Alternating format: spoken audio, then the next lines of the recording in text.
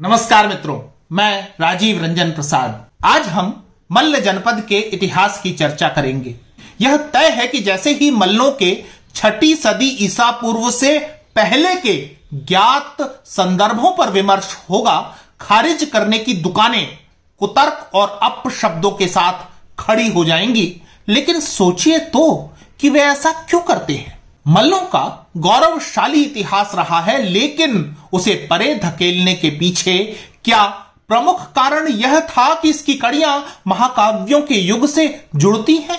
यही कारण है कि गौरवशाली मल्लों के उत्थान और पतन पर चर्चा से पहले कुछ जलते हुए प्रश्न आपके सामने मैं रखना चाहता हूं।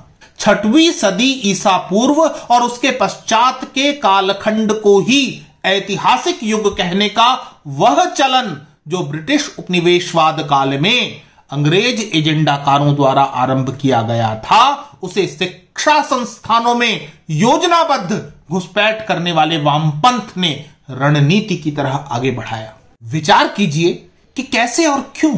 इसका उत्तर उपसंहार में आपके समक्ष रखने का प्रयास होगा। कहां से आरंभ होता है मल्लों का इतिहास? वाल्मीकि रामायण के उत्तर कांड का यह श्लोक देखें कि चंद्र केतोश्च मल्लस्य मल्ल भूम्या निवेशिता चंद्रकांतेति विख्याता दिव्या स्वर्गपुरी यथा। अर्थात यह कि श्री राम के पश्चात उनके पुत्रों और भतीजों के मध्य साम्राज्य का जो विभाजन हुआ, उसमें लक्ष्मण के एक पुत्र चंद्रकेतु को मलय भूमि का शासक बनाया गया, जिसकी राजधानी चंद्रकांता थी। शासित नगर अत्यधिक समृद्ध रहा होगा, चूंकि राजधानी को दिव्य और स्वर्गपुरी जैसी सुंदर कहा गया है। महाभारत में मल्ल योद्धाओं का अनेक स्थानों पर वर्णन प्राप्त होता है। महाभारत की ही थोड़ी पड़ताल कर लेने पर प्रतीत होता है कि मल्ल कुश्ती के पारंगत थे। संभवतः इसीलिए अखाड़े के संघर्ष का पर्याय मल्ल युद्ध कहा गया। महाभारत का कालखंड मल्ल युद्ध के उत्कर्ष का भी था। राज दरबारों में मल्ल नियुक्त किए जाते थे। संज्ञान में लें कि मगध नरेश जरासंध के अधीन मल्लों की ताकतवर सेना हुआ करती थी। जरासंध की मृत्यु भी पांडव राजकुमार भीम के साथ मल्ल युद्ध करते हुए ही हुई है।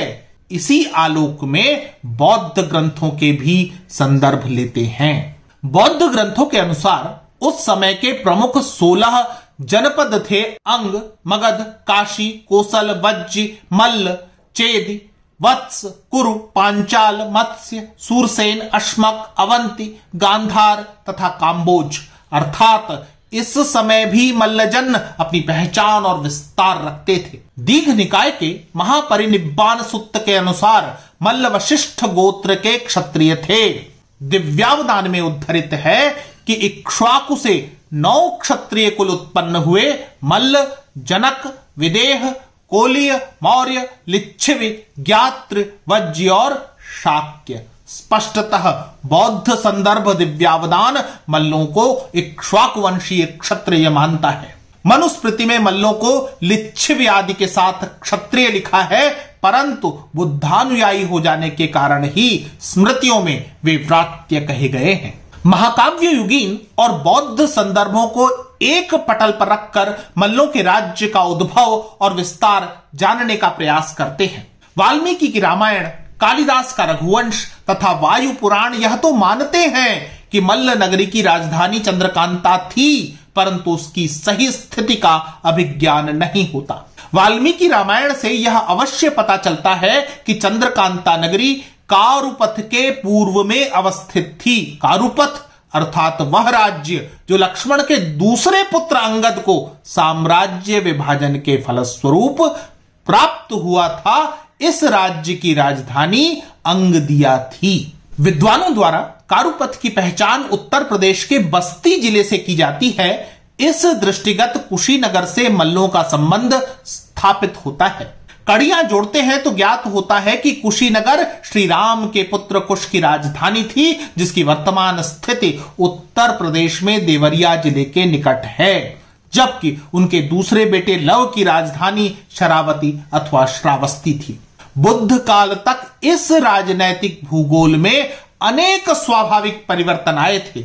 इस समय मल्लों के दो स्पष्ट विभाजन थे, अर्थात कुशीनगर के मल्ल और पावा के मल्ल। महाभारत में मल्लों के शासन को राजतंत्रात्मक कहा गया है, जबकि बुद्ध के समय तक ये गणराज्य हो गए थे।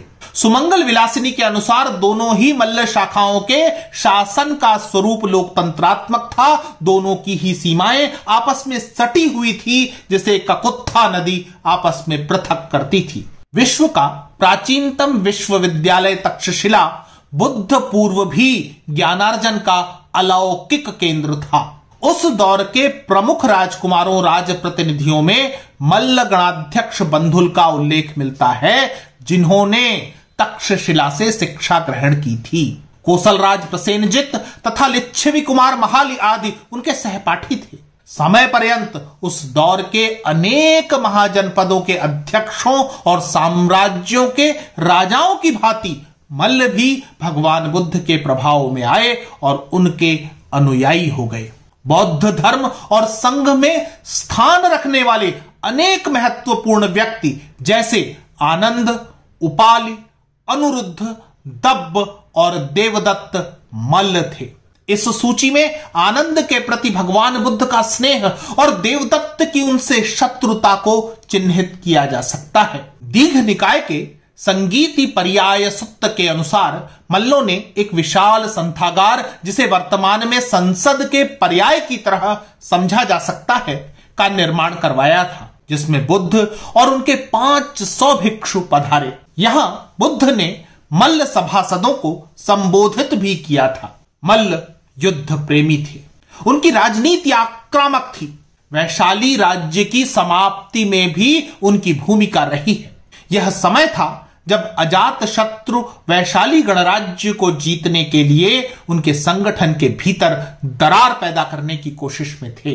अवसर मिला जब मल्ल गणाध्यक्ष बंधुल अपनी भार्या मल्लिका की जिद पूरी करने के लिए वह उसे स्नान कराने वैशाली की उस मंगल पुष्करणी में ले आया, जहां केवल वैशालिक राजा रानियों का अभिषेक होता था तथा शेष किसी भी अन्य व्यक्ति के लिए वहां स्नान करने की पात्रता नियमानुसार निषिद्ध थी।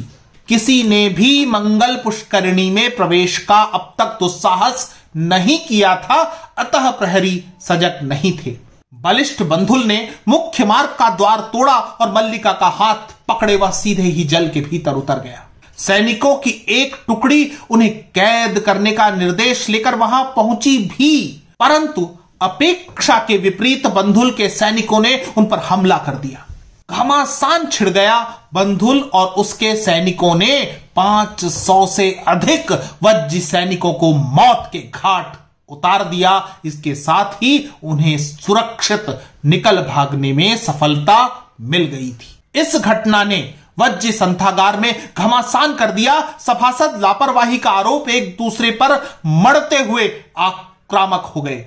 वज्जियों की एकता में पड़ी इसी दरार को अजात शत्रु द्वारा षड्यंत्र के भाग के रूप में लिच्छवी के मध्य भेजे गए उनके अमात्य वस्साकार ने और चौड़ा करना आरंभ कर दिया था। अंततः उसे वैशालिकों की एकता नष्ट करने में सफलता प्राप्त हो गई थी। यह अलग बात है कि कालांतर में मल्लों ने अजात शत्रु के साथ हुए निर्णायक संग्राम में वज्जियों अथवा वैशाली का ही साथ दिया था।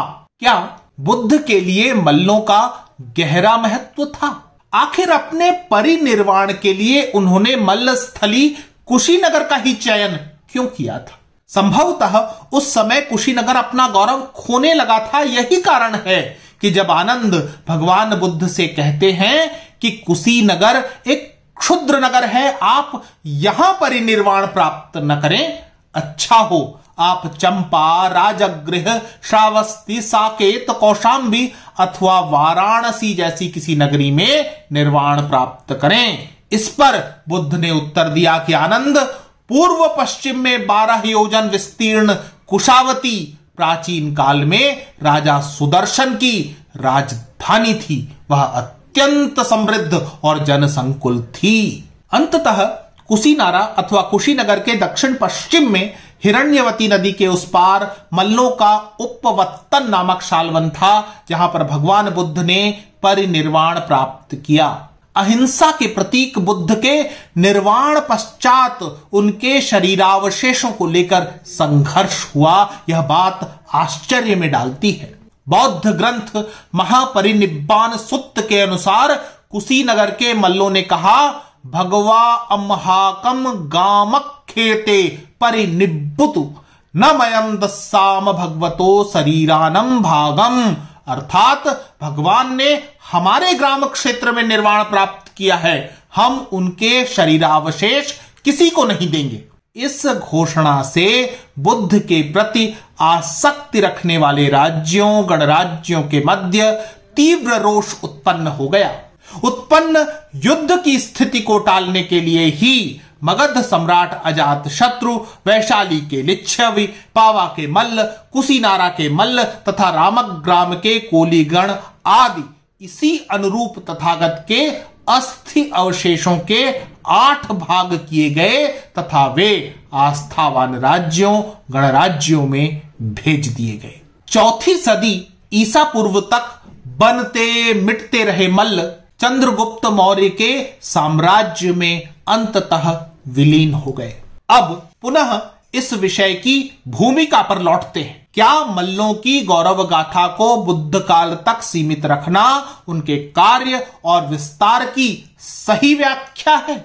इतिहास क्षेत्र ने विज्ञान के साथ आत्मसात होने का कम ही प्रयास किया है। जहां जहां ऐसा हुआ है, उदाहरण के लिए सनौली का उत्खनन और वहां मिले रथ तथा अत्यधिक परिष्कृत अस्त्र शस्त्र जो कथित ऐतिहासिक युग अथवा बुद्ध कालखंड से बहुत पहले भारत में विद्यमान एवं यहीं की मूल रही उन्नत योद्धा सभ्यता की ओर इशारा करते हैं। आखिर इतिहास की पुस्तकें अपनी पुरातन कड़ियों को आपस में कब जोड़ रही हैं? मित्रों, आज इतना ही। फिर मिलता हूं ऐसे ही किसी ऐतिहासिक महत्व के विषय के साथ। अगर आपको मेरा यह चैनल पसंद आ रहा है तो कृपया इसे सब्सक्राइब करें। आप इस प्रस्तुति को लाइक या शेयर भी कर सकते हैं। नमस्कार।